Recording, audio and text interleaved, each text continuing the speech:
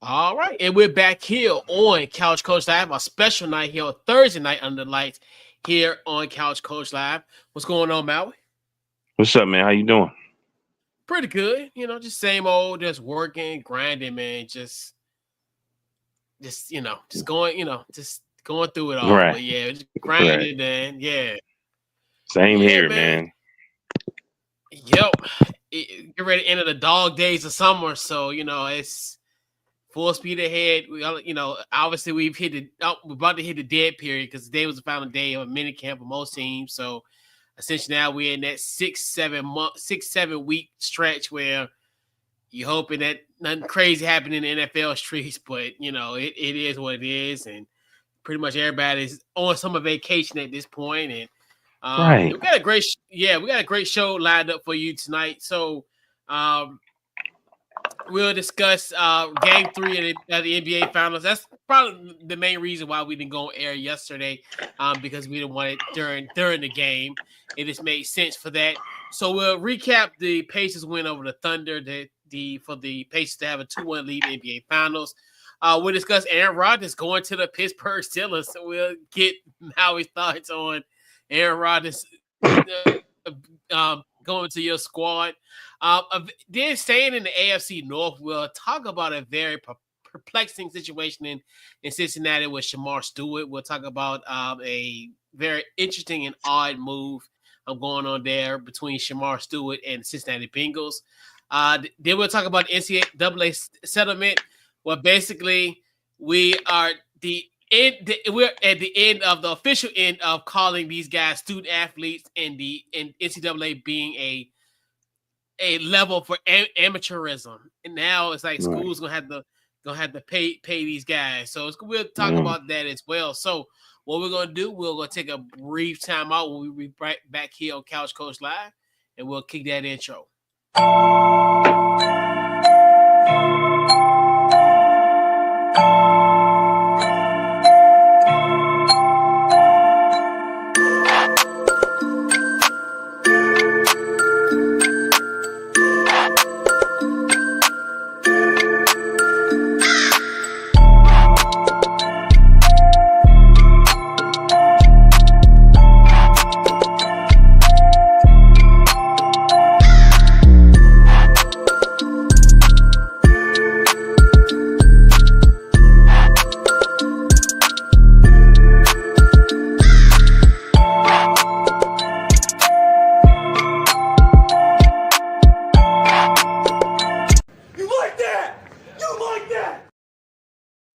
Yes, and we're back here on Couch Coach Live, episode 345. As we hit the road to 350 episodes, we're here this week's Couch Coach Live is powered.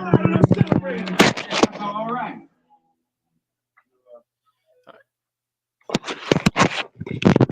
All right, and this week's Couch Coach Live is powered by SeatGeek. Head to SeatGeek.com. Use the promo code CouchCoach to get yourself $20 off your first purchase by using our promo code CouchCoach. So we got to get into last night's game 3 of the NBA Finals, where we had the Indiana Pacers winning by the final score of 116-107. So, Mal, your thoughts on the Pacers win over the Thunder to have a 2-1 lead in the NBA Finals? Your thoughts on last night's win for the Pacers? I feel like it was a great win. I feel like so it was a team effort. I think it's just trying to figure out what you necessarily need to do. Like when I looked at the stats, really the Thunder should have won this game. They just missed they missed free throws. It seemed like that was the main thing. They out rebounded them. 3-point percentage was better. Total rebounds. I mean, you got the 17 turnovers, but when you really look at it, the Thunder needs a point guard, because if you really pay attention to this game, Halliburton is really he's like a point guard that can shoot. You know what I mean? He was aggressive. He got his 20 points, but those assists, you know what I mean? And he understands the importance of him being aggressive so he can score. When he does that, they're actually 33-4. When it's less than 20 points, they're 27-28. But I think you have to have a strong bench. And I think the Thunder's bench is not contributing like they should because the starters looked real exhausted in the fourth quarter. I was listening today to some experts that won championships, and they were saying when you playing in a 7-game series, you start paying attention to the subtle details of your opponent, especially when you're winning, the grabbing of the trunks and things of that nature.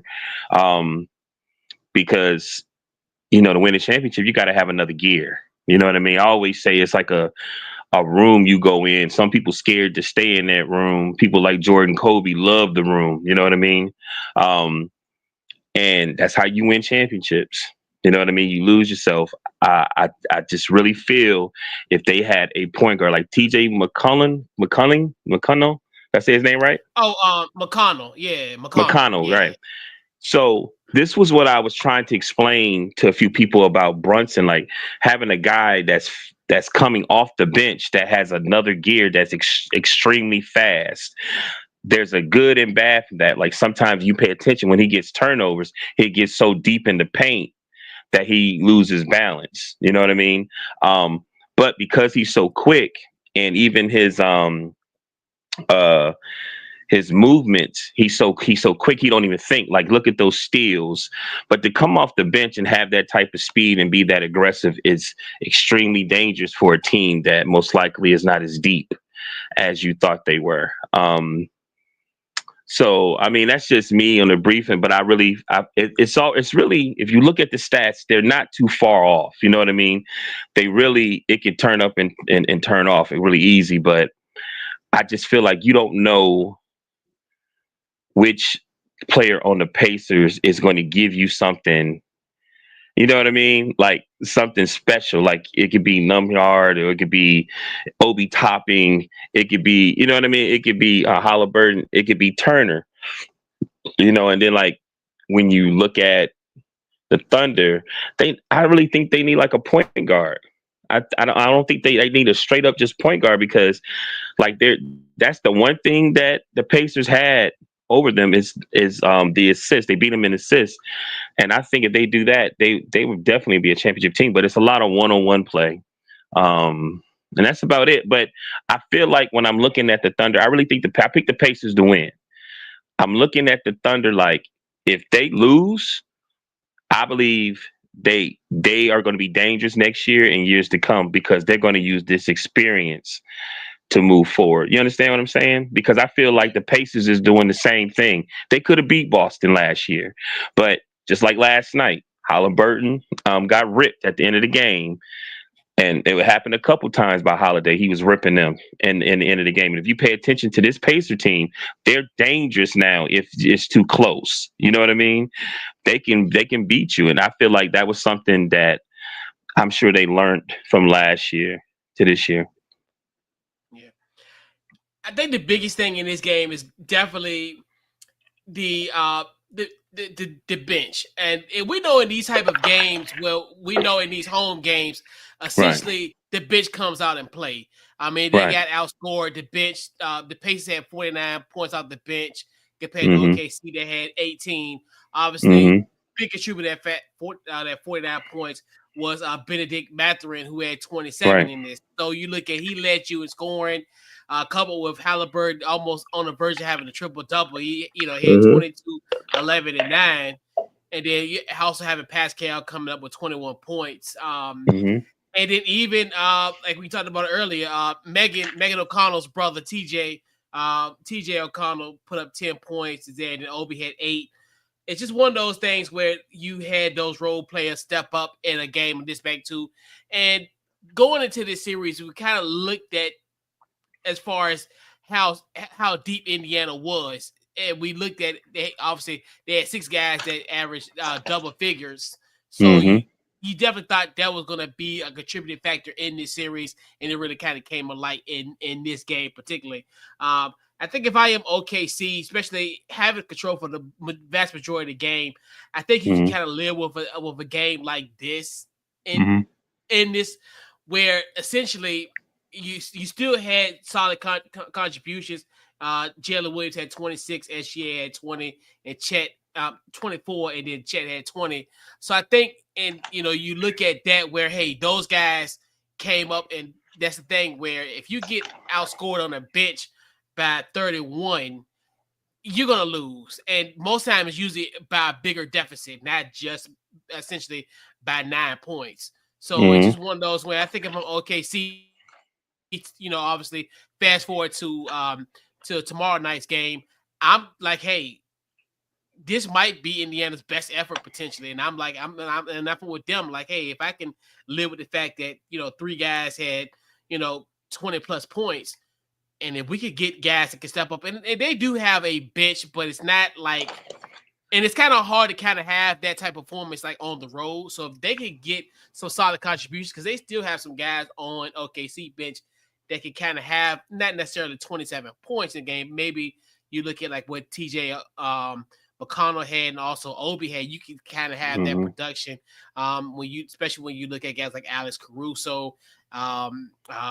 What's his kid name? Isaiah. I forgot what's his last name. Isaiah Joe. I mean, you can Mm-hmm. have those type of guys. So they, you get that from that contribution. So if I'm OKC, I mean, hey, you don't want to lose in a game of that magnitude. But hey, if I'm them, I can live with that type of effort because, hey, we held them. Hey, we just got to execute in the fourth quarter. It's almost just like that, like how game one was, but the same situation where in that fourth quarter, you got to execute that fourth quarter. You gotta at the fourth quarter, that's when you put the accelerator, the gas on, and just go full speed ahead. And I think that's where they're really gonna. And like you said, if they lose this series, you're gonna look at those couple of those those Right. games where they didn't execute effectively in the fourth quarter and really like eat at them all summer. But Right. this is gonna be a series. This could go to 7 at this point. Right. And man, the 11 blocks to 4, like the Yeah, Pacers 11 blocks to 4, like who would have ever thought that? You know what I yeah, mean? Because yeah, that was the main thing that they talked about was how big, um, definitely how big the Thunder's bigs was and how they play big, and they definitely can beat the Pacers if both of them is on the floor. You know what I mean? And then you see, I think they were tired. It's weird, man. I think they look extremely exhausted. I hope the coach might have to make some type of adjustment and get somebody that he might not usually play and get them in there so them guys can get some rest. yeah. And that's how this time of year. Yeah, you think about it, they've played well over 100 games. Yeah, Right. it's wearing on it's wearing on both teams as well, and it's Mm-hmm. just the time of year, like you said, and maybe Dagno can create some opportunity. And I think that's where the bench kind of helped for the Pacers, where you look at from a situation where you see that contribution, even though you did get the productivity from Halliburton and Pascal. I know Mm-hmm. my biggest thing going into the series was curious how Nimhart and Neesmith was going to play as far as like on the offensive role. I mean, they've had some Right. solid contributions, but just the fact that they're another one where they didn't really have, they had a decent game, but they weren't in double figures. Right. So it's like if they could get back to that could be kind of scary for them as well. But yeah, tomorrow's going to be really interesting because tomorrow is really Mm-hmm. pivotal because the series could go either way because you could be a situation where Indiana wins tomorrow night.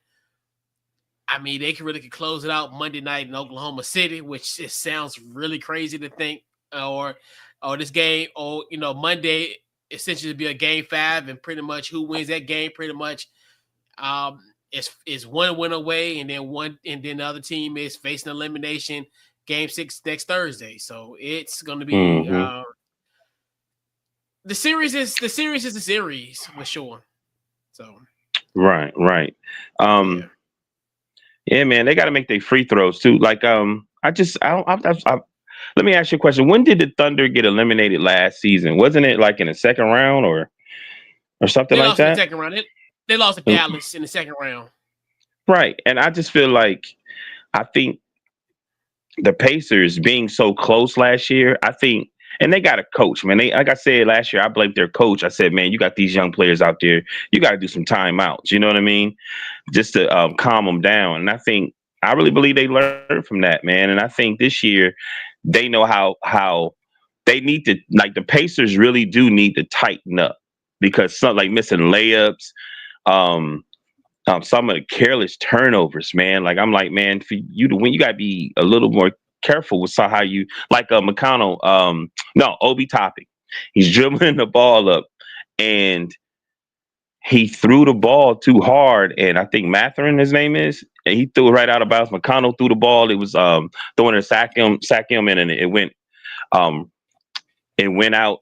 He threw it right out, and I was like, man, you had to do is throw the ball to him. You know what I'm saying? Like it's just that I think it's a few little things they need to tighten up. They'll be more dominant, but I don't know, man. You know, I'm going for the Pacers, so I've liked them all year. They've never lost 2 games in a row all year. Yep.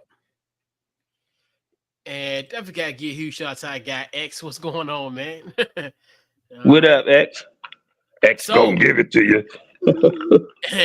so we'll stay out of the not stay out of, but now we'll shift the focus to the NFL, which obviously let's talk about it. So obviously on Friday we learned the news of Aaron Rodgers being signed to the Pittsburgh Steelers. So he made it official Saturday, obviously pinning the physical and all that. So really it happened really Saturday where Aaron Rodgers has signed with the Pittsburgh Steelers on a 1-year deal with a base salary of $13.65 million base salary. He has $5.8 million in incentives. So including if he goes to the playoffs, he gets a $500,000 bonus. If he wins a wild card game, $600,000. Divisional win, $750,000. It goes to a conference championship, $1 million. If he's a Super Bowl MVP, $1.5 million. And if he's a league MVP, he'll get $1.5 million bonus. So very interesting contract to say the least. And last year with the Jets coming off the Achilles injury in 2023, he had 3,897 yards, 28 touchdowns, 11 interceptions with a 63% passing completion. What are your thoughts, Maui, on Aaron Rodgers coming to Pittsburgh? What are your thoughts on your quarterback, on your It's hard, man, because when you think Steelers, you think loyalty and somewhat loyalty to all these different things. I just feel like when people have bad situations, they all end up coming to Pittsburgh and then they have some type of success and then they leave. I just don't know. So all I can do is trust these guys. I mean, he got him for $13 million.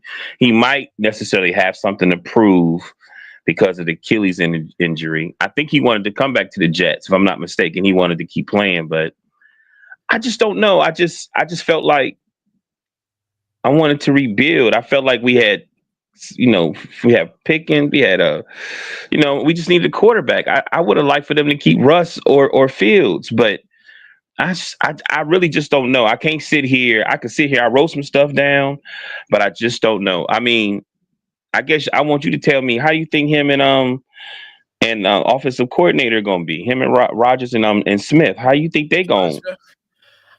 I think I mean, it's gonna be interesting because I didn't know. Honestly, I didn't know that Russ and Arthur Smith didn't get along. And the thing about it is, I heard rumblings of it, but I didn't. As far as it was never really public. Like as far as like you can tell like the relationship, whatever. But I don't. I mean, this is kind of one of those like this is an 11th-hour move. This is a move that we kind of figured was going to end up happening. I figured that I gave it to like May, the end of May, so you get in time for at least the voluntary workout. But he came a week before the actual mandatory. Oh so it was at least I give them that credit that he at least came in time for the mandatory camp, because that was my big concern. Like, hey, get him acclimated in the system at least before, because I figure he was gonna pull like a Brett Favre and come like a training camp or what have you. But I mean, with Pittsburgh, I mean, you really had no choice. I mean, and it's unfortunate that he was kind of the person that you kind of had to wait for. But I mean, the only thing is if it gets sour, it's one of those things where if it gets sour, it's gonna get bad. And I don't necessarily think it's gonna be one of those where they're gonna have to have success early. Like obviously, it's gonna start week 1 in New Jersey against the Jets.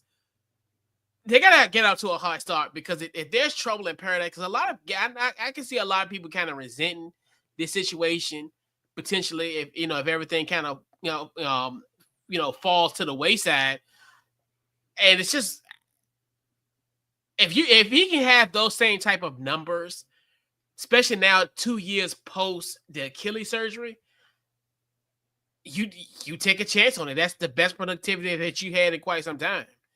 But it comes at a price. Right. So do you think, okay, they got rid of Pickens, right? I'm trying to figure out, do we, like, first, we ain't even got TJ yet. Like, and see, Yeah. I want TJ back, but when I think of TJ, I think dominance, but I also think injured a lot. You know what I mean? I hate to say that. Injured a lot. He gets injured a lot. Every time he plays so hard, I'd be like, oh man, he's hurt again. But then he'll fight through it. It's just so many question marks. And do you know what division we in? You know what I'm saying? Yeah. Like, do you know? And I'm going to tell you something, bro. We talking about Rodgers. We going to talk about the Bengals later. We already know how Lamar and them carrying it. And I got the weirdest feeling that these boys gonna let Shador mess around and start for that damn team.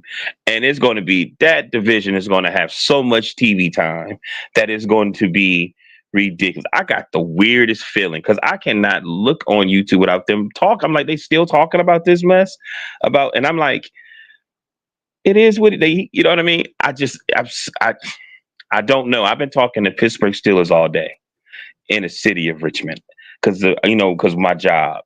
And some of them said they rather have Randolph. Some of them said they wish they would have gave Randolph a chance. I think Randolph is a natural backup. I don't think he's a starter. And some people say, Howard ain't ready yet, but in a couple years, a year or two, he could be ready.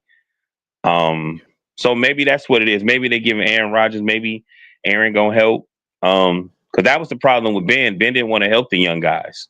You know what I mean? Or he didn't want them to draft a quarterback, and he didn't want to help the new quarterbacks that was coming in. And hopefully, maybe that's what Rodgers is going to do for Howard.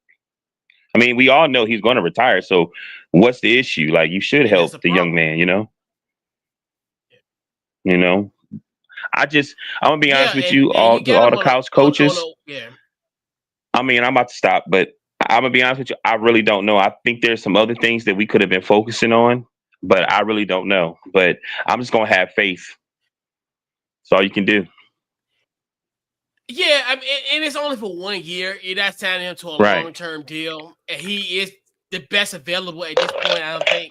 I think if I was a Steelers fan, I'll be more confident in a Aaron Rodgers than a Mason Rudolph. How I think y'all still got Skylar Thompson. I don't know if he's still there or not, but yeah, what you got in that quarterback room supersedes what as far as that supersede, but what you got there prior to Aaron Rodgers getting there, yeah, it is what it is. You hoping that the second, like I said, about 2 years post Achilles, even that he'll be 42 in December, and he's not 42 like Tom Brady 42, but he's still at a level at 42 where at least you get him on a cheap. So excuse me.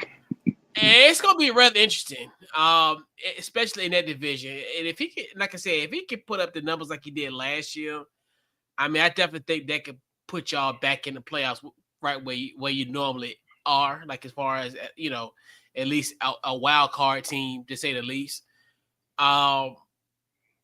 Yeah, and like I said, it's gotta get early a fast start. He gotta win that locker room early and quick and fast because if it gets sour, I think it can Yeah. grow. And this would be a lesson where this is another one where Pittsburgh really gotta at once the season's over in 2025, they gotta have a plan. They got to get a quarterback, especially in next year's class.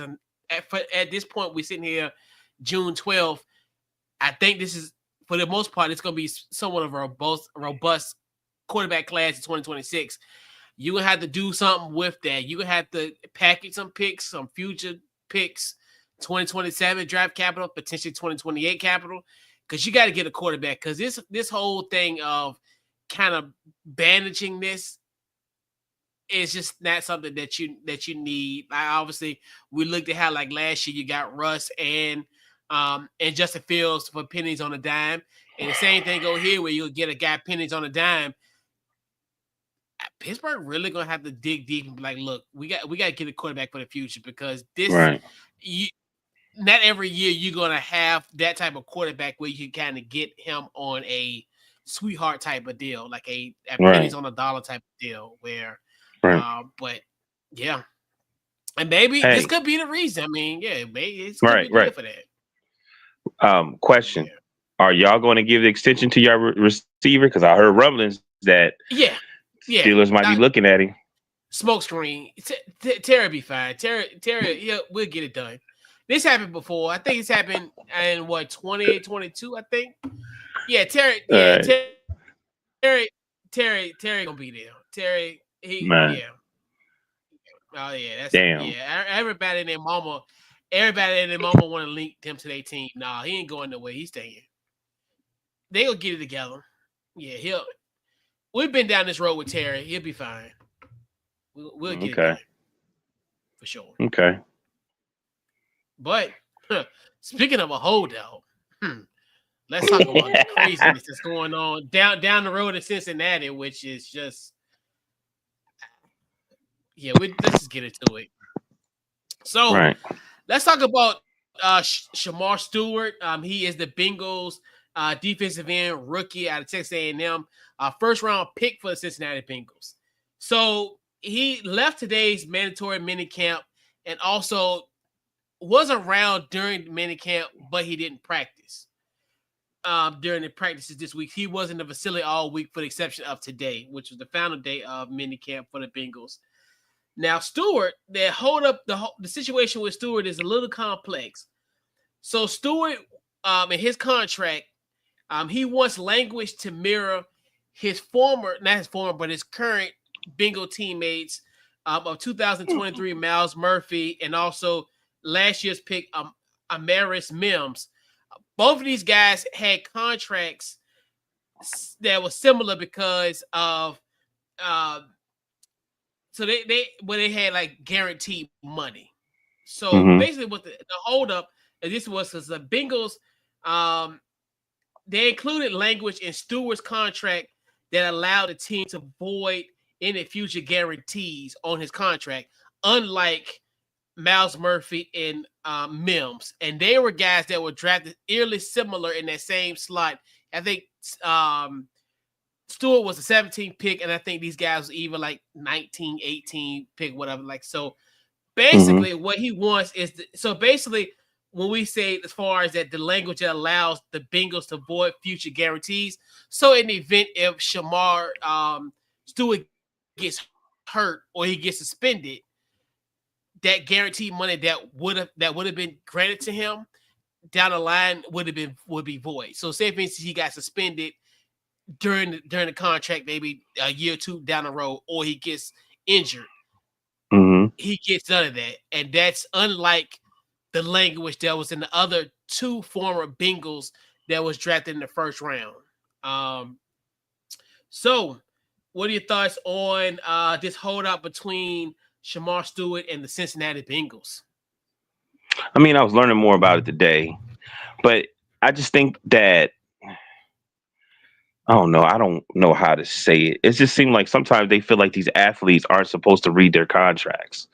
You know what I mean? Like they're just supposed to play, but just like you set up the contract and loopholes, they're starting to read their contract and they're starting to have great representation and looking at the fine lines. And regardless, he's looking at himself. Like, what people don't understand, coach, is that when these guys are athletes, they started very, very young, and a lot of them didn't have no money, and it was a lot of hustling and different things you had to do to necessarily get that athlete to where they're being drafted and now in the NFL.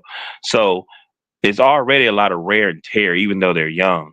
So I think every rookie that's being drafted should look at this and read their contracts, because from what they saying is, since he did not sign, he is not actually with the Bengals, that he has other options, right? Yeah, so he has a few options. Obviously, the Bengals could trade him. I think between I think within 30 days of the actual week 1 of the season. So start like Mm-hmm. August 5th, they can trade him. He can hold off for the rest of the season. But if he Right. signed by week 9, he'll get all his money. Or what could potentially happen is he don't play all year, and essentially he can enter the 2026 NFL draft. So it's a lot of like craziness going Right. on. Somebody said A that, lot of I options. think, and you may know, but they were saying he still might have um be able to go back and play in college. El- Yeah, because he doesn't have an agent. So they say that he has a possibility, because they was even saying that like with guys like Quinn Ewers, and even like I think even Shador Sanders, they were saying that there could be a loophole that if presented, they could still go back to school. And I think he fits in that mold too, because I don't think he has an agent. Shemar Stewart doesn't have an agent. So I think he and you go think that's back. the issue? You think that's one of the issues, they don't like the fact that he don't have an agent, because the agent probably would try to get him to sign? Or, I mean, So just asking. it's two factors I think why Cincinnati's like this. Mm-hmm. I think obviously I think they're just notoriously cheap, and it's Mm-hmm. kind of their way of saving money. But then I thought about it with the situation with even though Jermaine Burton, their wide receiver, so towards the end of the season, there was an alleged incident regarding like domestic violence. Mm-hmm. So I'm thinking Cincinnati looking at, even though he was a 3rd-round pick and he doesn't get like the type of money that we talked about, like as far as Shemar Stewart, Miles Murphy, or Mims got, but they're probably thinking to themselves, what if we have a similar situation where, like in this case, not necessarily because I don't think nothing's going like as far as I don't know as far as the legal case regarding Jermaine Burton, but I'm thinking Cincinnati, because other teams in the NFL have that same type of language where they kind of well, some teams have that language where they can void that guaranteed money down the line, and some don't. Cincinnati Mm-hmm. has Mm-hmm. that language, prior to it, that that you get the guaranteed money regardless. So I'm thinking they're putting that stipulation because I think, in my personal opinion, maybe what happened to Jermaine Burton, their 3rd-round pick of last year. So that's what I think the two factors are. I think potentially where they can see, not necessarily saying that Shemar Stewart is somebody that could get in trouble, but if you have a similar situation, I think Cincinnati probably looked at maybe that situation and said, man, well, maybe just in the event if something does happen, we can get out of his contract. Mm-hmm. So, and it's kind of a cheap move too, because hey, and I'm not to give you an example, if the guy gets $40 million guaranteed and something happened, you can recoup that Mm-hmm. money. And you think to Right. yourself, you can recoup any ounce of that money, guess what? You're gonna use that for something else, or you're gonna use that. So it's a combination, I think, of those two. The situation of being notoriously cheap, and then obviously maybe the Jermaine Burton situation early at the end of last year with that alleged situation in December. So That's that's crazy. So, let me ask you, what do you think? Like, what would you do if you was in his shoes? You think he's doing the right thing? oh yeah, I think he's doing the right thing, because because it's not. if think about it, it's like I think people, and I've seen so much discourse on the internet as far as all that he should just play. No, this is like if you okay, and I think people have to realize we have to use like real life situations and apply like real life logic in this. Just like if you Mm-hmm. go to work somewhere and your coworker, you found out that your coworker, y'all do the same thing, came in almost at the same time, and you got to think about it. The NFL put these contracts and stuff in place so you won't have these type of these contract disputes because pretty much it's cut and dry. Like, hey, you're gonna get paid this amount of money, and you're gonna get this amount guaranteed. Right. So if I'm gonna give you an example, so if you start off, hey, okay, you come in, you start off at $25 an hour. All right. That same person came in at $25 an hour last year, Mm-hmm. 2023. You come here in 2025. Oh, we're gonna start you off at 21 or $22. You're gonna be like, how can somebody who started 2 years ago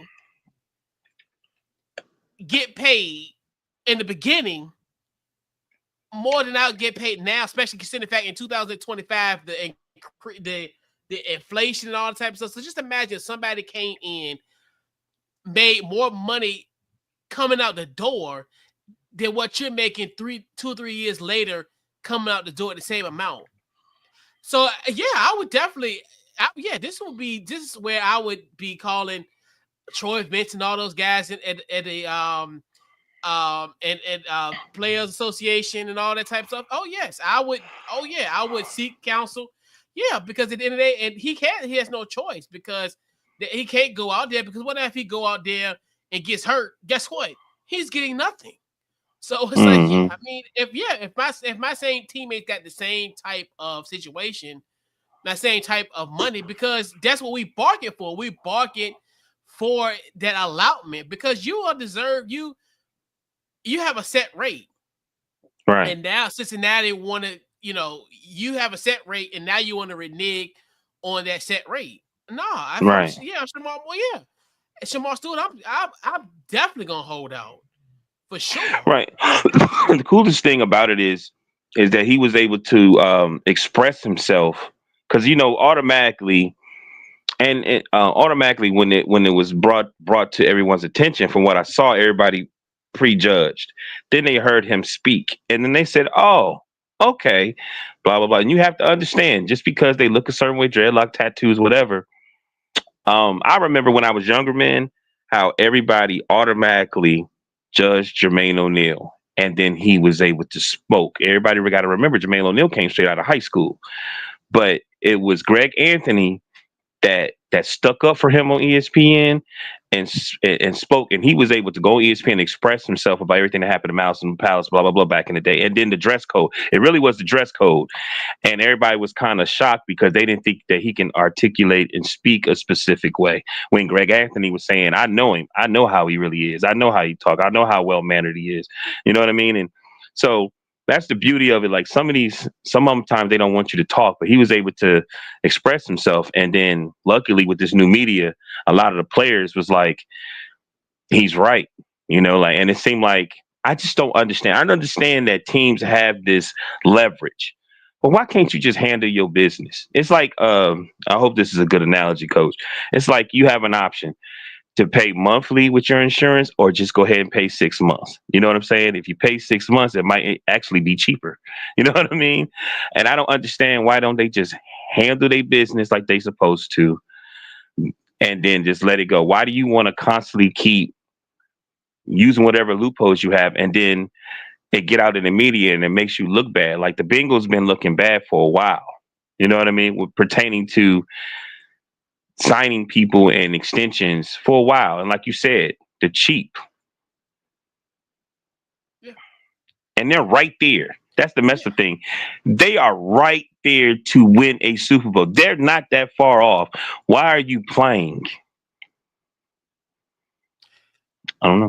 and then you look at the situation with like TJ Hawkinson, like them not signing him, even though he's led you in sacks for the last several years.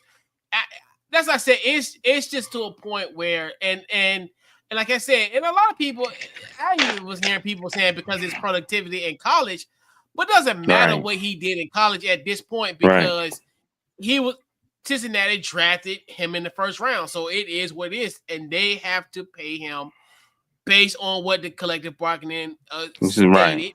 And it should get Right. and you should be able to change it, especially at this point, like as Right. far as voided guarantees, because like in this case, not to kind of bring up other people's past, but like if anything happened to Shemar Stewart, if he's falsely accused for something, and it because remember, we're in a climate now where all you have to do is have someone accusing you, and that can get you that could get you suspended or what have you. And Right. this is where if I'm him, yeah, because I want my guaranteed money, and that's why I never understood, like you said, I never understood why people was against him from the jump if you actually paid attention to the situation, because I'm Right. like, it's like anybody. If I am supposed to have guaranteed money, but you're going to essentially renege on me, Right. No, that's just we're not doing that. Like we're at a point now where because it could be a situation where you can get set up. I mean, I'll just give you an example, like the whole Xavier Worthy situation, Mm-hmm. where thank goodness he got himself out of that situation. He had a situation with his ex-girlfriend where she tried to get him locked up and all kind of stuff, and he actually ended up getting arrested, but ended up Mm-hmm. coming to find out, she was the aggressor. That can happen to Shemar Stewart. And guess what? Right. And he may not have a situation that happened with Xavier Worthy where he got arrested, but then what's funny is no one really kind of backtracked and say, hey, what ended up able to happen? Because that was one of the breaking news story, what happened with Xavier Worthy. And then all of a sudden, when it all kind of got uncovered, no one batted out. No one kind of retract what happened with that. So, right. Shemar Stewart could potentially happen to him, and then come to find out he could be innocent. And then guess what? Cincinnati could just wash their hands away from something based solely on an accusation. Or if he gets hurt or what have you, yeah, because at the end of the day, you're playing a contact sport. So if I can get guaranteed money, I'll best believe I'm going to get my guaranteed money. Right. You don't leave a contact sport like that unscathed. So you're going to have some form of injury, some form of something. So of course, I'm going to get every ounce of guaranteed money that I am supposed to have based on the collective bargaining agreement. Right. And I'm doing. And he's doing sure. So, and he's doing everything right too. Let me ask you this then. I know we got to move on, but they said that he's going to every practice like he's supposed to. And since he's not signed, how come the Bengals hadn't said, well, since you haven't signed, you need not come back on you think that by them doing that make it worse? Well, he's not. He's in the facility, so he's going like the meetings. He's going to something, right? But he's not actually practicing. Yeah, that's what I mean. Like, which to me, that lets me know. See, that's where it's like, and that's where I find it so weird when you show up and you do your job, right? They don't look at that type of stuff. They almost feel as though like that's something that is expected of you, despite you not being under contract. Which to me, that would be kind of one of the things where that shows like leadership, because guess what? Maturity. You're not signed to this team, like so, and they know that the risk of him being on that field, if he was to even do that they know that if he was to get hurt, guess what? This contract would be void. He would get hurt, and Cincinnati don't owe him a penny. Right. So it's just one of those things where it's just like, yeah, you would assume like, hey, if he's around the facility, he's doing his thing. Hey, kudos to him. I see like he's in the classroom, he's attentive in the meetings, he's doing this and the third. You would think that would give him brownie points, but it's not, because he would have been signed. Think they should trade him? I think they should sign him because they're gonna need him. Because at this point, you use a first round, and that's the thing where it's like you use a first round pick on Mm-hmm. this guy, and it's almost like you're wasting it. You've Right. been better off. You've been better off just trading out the first round and getting either like I call it, a value Friday night or Saturday afternoon pick, Mm-hmm. Right. essentially for that. And you could have got multiple, value picks Friday night or Saturday afternoon picks. Because to me, yeah, and you signed him. I mean, especially on defense, they definitely need another edge rusher. They need somebody on the end. So I'm like, yeah, they need him. So like, yeah, you So, trade him. It's dumb. It's wasted so, if you trade him. but you don't think that the business is already bad? I mean, I'm just picking your brain. Like, you don't think the business or the chemistry is already like lightweight messed up because of everything that's going on? Like, it's like one of the biggest stories in sports right now. I mean, but Cincinnati's a mess. I mean, yeah, I mean, Right. maybe for Shamar's end, I mean, you would hope like he could get traded, but but I'm looking from the Bengals perspective. I mean, you really just threw a draft pick down the drain, which, especially how things are going with the organization. Like I said, you'd have been better off getting out of those rounds, and you can even got a guy second or third round where you don't have to give him that amount of guaranteed money. So it's just like you made the pick for no reason, because if you're not taking Right. advantage of it, because a first round pick is it should be an automatic starter. If for the exception maybe a quarterback if he's a bridge Right. guy, but you expect him to start down the road.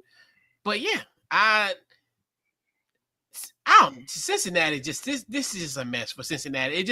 It just doesn't make them look good. And just one of those things where it's just a shame to think, especially the success of the Bengals, especially this decade, and even ushering in a little bit in the early 2000s, where you looked at back in the day, Cincinnati was a joke. Before Mm. Carson Palmer, this organization was a joke, and it's starting to become a joke yet again, because it's just like why? Like, it's ridiculous. Right. But I mean, they got to yeah, understand, man. Everyone downplay this younger generation, and we can. They come off lazy. They don't have seem like sometimes they ain't got no motivation, but they not dumb. They not dumb at all. yeah, They I'm not playing. no, They pay attention to their stuff, and they extremely independent. Like have just like a natural book sense when it comes to stuff. Like, yeah, there's some stuff like we probably wouldn't do because of certain integrity that we have that they would. Like, now I don't do stuff like that, but they would. They're not dumb. They're not dumb at all. They do their own taxes. no, You know what I mean? Like, just, and yeah, it comes easy for them. Whereas, I'm just saying in general, like, these guys are not dumb, and they read their yeah, paperwork, and they savvy, and so you got to stop thinking they just dumb athletes, because they not at all. yeah, That's why they paying them. yeah. But yeah, I don't know what Cincinnati doing. Yeah, they're gonna have to do something quick, fast, in a hurry. Because at this point, I mean, I'm not shocked. I mean, it's a few organizations that do. You know, I'm not shocked. I mean, yeah, I figured Cincinnati would at least abide by this rule. That's why I think it's lower than low, because it's just the fact of it's something that's already kind of already baked in the contracts. I know certain teams Right. do have that language that Cincinnati is trying to implement now, but for the most part, most of them have that same language, as far as having the amount of guarantees. And I'm like, so it's gonna be something where I think it's definitely be something to definitely watch for, because I definitely think if how this all goes, it could go either way. If he backs down and sign a deal, then I think you're gonna start seeing that language appear a lot, where they can void future guaranteed money down the road. So it's gonna be interesting in the landscape of how this all gonna go down. But I definitely, if I'm Shemar Stewart, I stand down, man. Stand, Right. keep Now, until they put that language, just like they did with Murphy and Mims. Other than that, I'm gone. Other than Right. that, yeah, I sit out. I sit out. Hey, you have my draft rights, and hey, until you pay me, or I'll be in the draft next year. You'll see me in Pittsburgh getting drafted somewhere. You see me at Pittsburgh when Pittsburgh holds the draft next year. I'll be in that green room. I'll be in the green room with my family, putting on another hat. So yeah, That would be so disrespectful. I'll do it all over again. You'll see me in the green room in Pittsburgh next year if I'm him. And they don't think anybody would do that. Do you think? You think he got some decent NIL money? I don't necessarily. I'm not sure. I don't know as far as how his NIL value was. I would assume he probably got something. I'm at a point where I think everybody got some piece of the pie. But hey, I'm saying that because maybe that if that's the case, then he could sit out. You know what I mean? Yeah. Because that's what they hold over you. Oh, you want to sit out? Well, you ain't gonna be. You got access to this, and since you don't want to make that decision, you ain't got access to this money.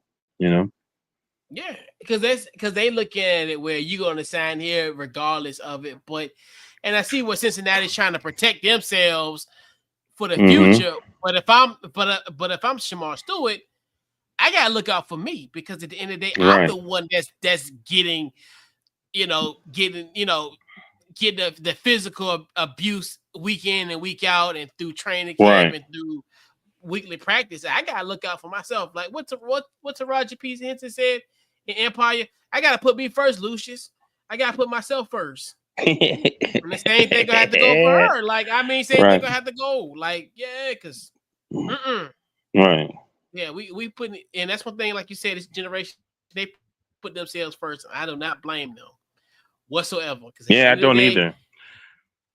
Yep. I don't blame them either. Like I was trying,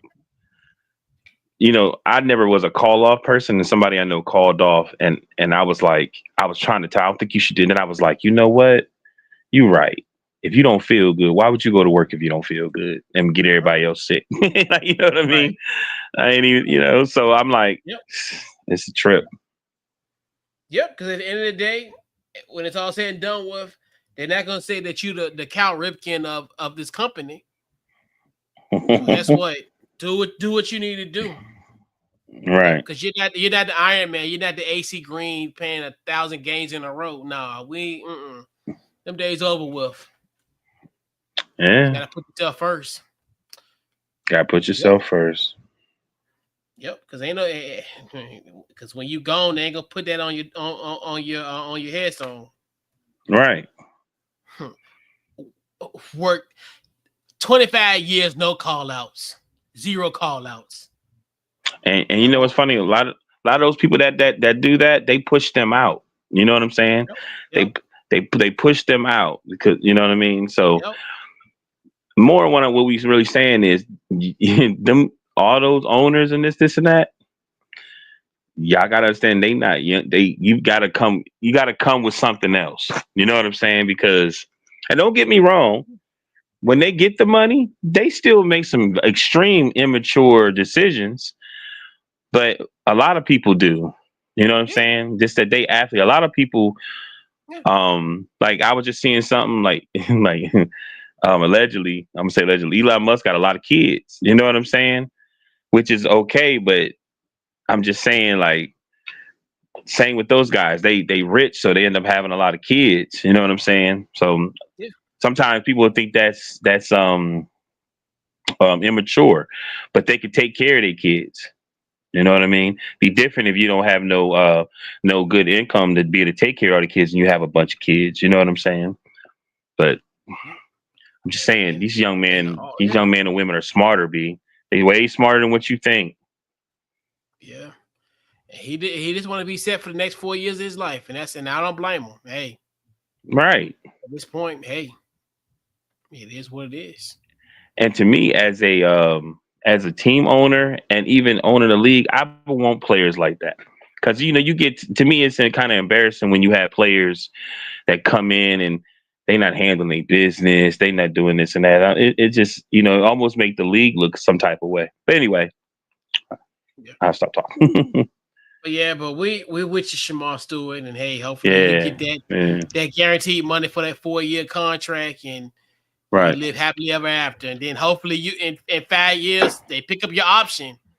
Well, I don't know they're gonna have Right. no money in 4 years. Come to think about it, because you think about it, they still gonna be playing Jamar. They probably gonna be they still be paying T.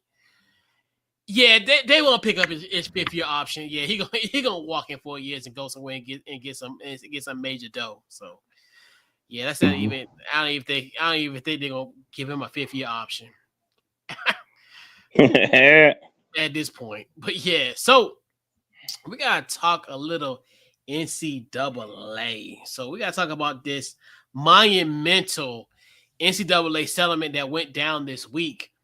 So the NCAA settlement, so pretty much essentially we'll just break down the aspects of what transpired. So basically, this settlement resolves 3 lawsuits against the NCAA and its PAL conferences, focus on athlete compensation, NIL rights. So basically, it's going to be the end of amateurism. So the settlement marks the end of NCAA long-standing model of amateurism and allows college athletes to be compensated to compensate players directly. So past payment, so a total of $2.8 billion will be distributed over 10 years to former college athletes who are unable to earn money from their NIL rights before the NCAA changed its rules to 2021. So I think it's going to date back to guys from 2016. So a lot of those players Mhm. from that day and age will be getting a piece of the pie, put it that way. Mhm. So basically, with this new settlement, essentially, football and basketball players from the PAL conferences are expected to receive significant portion of this payout, and then future payments. So starting pretty much July 1st, institutions can directly pay student athletes up to a salary cap. So the initial Mhm. salary cap is set to 20.5 million per school, based on 22% of the athletic department's revenue from media rights, ticket sales, and sponsorships. Now, NIL is still will still be around. So Mhm. NIL deals will continue. Athletes can still enter into a third party NIL deals, but those over $600 must be reported and reviewed by the NCAA through a clearinghouse called NIL/Go. So Mhm. pretty much, Deloitte, their financial company, will assess NIL deals to determine if they reflect fair market value, potentially leading to adjustments or rejections. So basically, we were talking about a $20.5 million cap. It's expected to primarily benefit football and men's basketball players with the estimated percentage of 75% and 15% respectively. So basically, that's pretty much essentially basically the settlement is a step towards more professionalized model of college sports, but it also raises questions about its long-term financial and legal implications for institutions and athletes. So, your overall thoughts on this new NCAA model, where essentially schools will be paying their players directly. What's your thoughts? I mean, we knew it was coming. Um, just knew it was coming. Uh, I don't know. I think a lot of people, for me, I'm not, it doesn't bother me as much. It's like I just want everybody to get theirs. You know what I mean? The issue is, a lot. I think this is all. It already was happening anyway. It just was, behind the scenes. Now it's going to be on the forefront. I think they're trying to figure out how to regulate it, which we've been talking about it for years.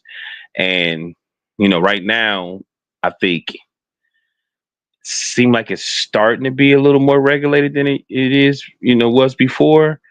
I think people are going to be more bothered about the smaller schools, or like I heard somebody say, like Ohio State. It's what it said, 20 million something, right? Was it 20.5 million or something like Yeah, that? 20.5. Yep. he was like, all of that is going to the football team. Like, you know what I mean? I just think it's the beginning, and it's still some cutting off that they need to do to make it a little bit more regulated. But it was going to happen, because if it didn't happen, I think a lot of those demons and skeletons from behind the scenes was going to start coming out. You know what I mean? I guess as a fan, it's scary because it may not be the same, because it's going to be, a lot of people going to be, what I think my question is, my whole thing was the portal. Like, how is that going to work? Like, what if you got a kid and you're paying him a certain amount, and then all of a sudden he say he wants to go in the portal? Does this help that people aren't going to jump in the portal like they've been doing? I think it's not really clearly defined yet, but I'm going on the assumption that what's going to end up happening is these guys going to have to sign contracts. And these contracts are going to have some type of language in it to suggest if you transfer, maybe it's a penalty, or if you leave or whatever. So, I mean, it's just one of those where it's going to be murky. And this is where I'm really going to be interested of how it's all going to play out as far as the enforcement of it, and obviously the $20.5 million cap, which we all know that there's going to be some way to kind of finagle that. So it's going to be kind of interesting if it's going to be like almost like the NBA, where if you go over it, we be paying like a luxury tax, we be paying some form of tax or some type of it. Which I think if most universities, if they, I'll give you an example like Ohio State, if they end up ultimately spending like 30 something million in that quote unquote cap, would they be willing to pay like $1 million or so in like a luxury tax where like they go over the actual limit? So, and I still think there's, even though like it's going to be legal, but I think there's still going to be some points where it could become illegal, where, hey, like you said, people could go over the salary cap. I think that's going to end up happening, because even like $20 million, even though there will be an increase yearly, and I think it's going to go, they said by the time like 2032 or so, or 2033, they're thinking probably about 35, almost 40 million. So I probably think they're thinking that it'll be about $35 million in maybe the next 8 years. So obviously you'll see like the increase of it. I mean, I don't have a problem with it, like the NIL thing. I still like the fact that they can still get NIL deals out of this. So it's stuff that's kind of outside of the school. But it's gonna be really interesting, because it's gonna get to a point where I would not be surprised, like if like we get rid of like as far as these whole like Power 5 conference, it might probably gonna end up being like maybe 2 conferences or like 3 conferences. I can definitely see like where like I can see football kind of separating themselves from the NCAA.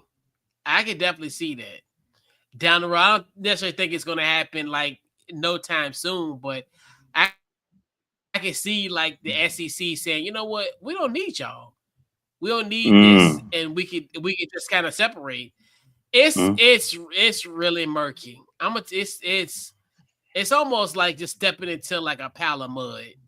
Like everybody finna get dirty. Nobody gonna leave this yard without muddy shoes, muddy pants, muddy drawers, muddy everything. It's I mean, I just don't see this being like organized or being like streamlined. Like I could just see a lot of like red tape in this, where I think lines can be blurred and all kind of stuff, because they're always gonna find a way. Just because they have a salary like that, it could like be under trust me. Yes, you're doing something that you've been legal, but behind the scenes, somebody's gonna get some. Like, cause I was even hearing What was it?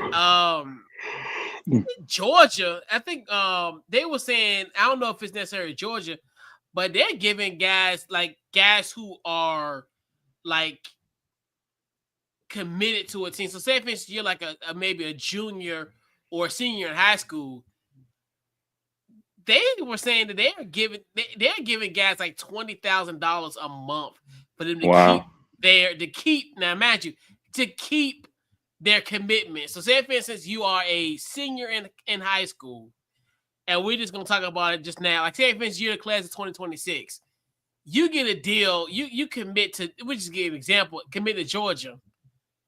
So between now and when he stepped foot in the university, hell, even if he come early in January, he literally can have well over $100,000 before he even stepped foot in campus. So just imagine if you pay him now in June. So you got June, July, August, September, November, December. Man can potentially get and we're just giving an example. If he graduates early and come on campus in January after Christmas, that man will get like 7 payments of $20,000. Like he's gonna get paid literally $140,000 just to hold a commitment, and he's not even on the roster. So he's gonna count it. He's gonna count against Georgia's salary cap for a prospect that's in high school. And how the world you think you'll be paying those guys? Because you not gonna just be paying one or two guys. The 5-star guys, if you especially you look at these teams, they got a boatload of 5-stars coming. You paying them $20,000 off the rip on a monthly basis. These high school kids gonna be making more than their parents, right? And just imagine. And I'm saying, just imagine if the kid go to school in January. So imagine if he don't go to school in January, he'll set foot to campus until to June of 2026. That's 12 payments. That man will be getting well over $200,000 before he even set foot on campus. Right. Man. But you just opened the door. Wrong time. Boy, we were right. Our parents messed up. We should have been birthed in the early 2000s. Right. And you just really, because I'm hearing like places like in a 757, there's players in 4th, 5th grade already getting stuff like that. You know what I mean? 4th, 5th, like 4th, 5th, 6th, 7th. You know, and we're talking about this, but it's weird. You remember when AD got traded to the Lakers, and we were talking about all the draft picks, and you were making the joke about Bronny being the Lakers might get Bronny and blah blah blah. We were laughing about it, and then so what I'm saying is they had to do this anyway, man, because them young men and young women they're already getting paid 200. I heard somebody said a 7th grader was getting 7 figures, or six figures. This was 2 years ago. You know what I mean? And some of them might not even make it to the league. They just, like you're saying, they want a commitment. Yeah, that's crazy. And we just talk about a senior. So, like you said, there will be guys that are juniors, sophomores, and hell, maybe even freshmen. If you're like one of the, and I'm not even gonna go that route, but I'll make a fictitious character because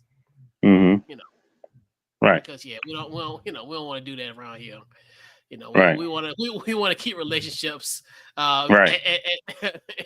But anyway, but like if you have a 5-star guy out of the class of 2029, he just left middle school. Could you imagine being the number one prospect in the class of 2029? If it's your quarterback, and you're literally 2 months away from becoming a freshman in high school, and could you imagine a school giving him $20,000 a month? So he will get paid from. And let's give you an example. If he started high school football in August of 2025 until the day he graduated, hell, let's say he stepped foot in campus, he graduates early, he goes to campus in January of 2029, he's going to literally get he's going to get 4.5 years worth of payments of $20,000 a month. Right. He's going to essentially, he's almost a millionaire before he stepped foot into that prospective campus in January. Hell, if he just went to school in June of 2029, he'd be a millionaire. That's crazy. In high school. And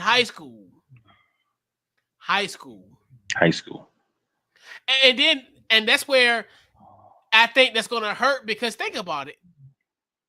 Could you imagine making $20,000 and you're like a 14, 15-year-old kid, and you think I'm going to listen to a teacher? You think I'm going to listen to somebody? You know how much teachers get paid? I'll be like, look, I get paid what you get paid in 4 months. You can't tell me nothing. And you already immature. Like, think about it. This is crazy. It's crazy work. Could you imagine that? It's like, yes, yeah, Miss Johnson, I ain't listening to you. Talk about something. Yeah, come on, let me get your cell phone. I'm like, yeah, I made $60,000 in 3 months. Yeah, I make what you make in a year, Miss Johnson. Yeah, I make what you make more than you, Miss Johnson. Exactly. But come here, let me talk to you for a minute. And that's and that's another problem too. And that can be another problem too. I know. That's another problem, right? Excuse me. I know. And these kids be all cocky and be like Lil Bow Wow, like 18, making more than your dad. Mm-hmm. It's like, the hell, like, whew, I'm telling you, it is a crazy times in these NCAAs. But man, I'm telling you, it's gonna get ugly. Ugly. Do you think it's the NCAA's fault? I mean, I would put it this way. I don't necessarily think it's their fault. It is their fault partially, because I think there's something that should have been happened. Mm-hmm. Because I don't I feel for I know some of the guys getting something from 2016 to forward, but I think about like guys in my age group, guys before that age, where kids used to get in trouble because the coach gave them pizza.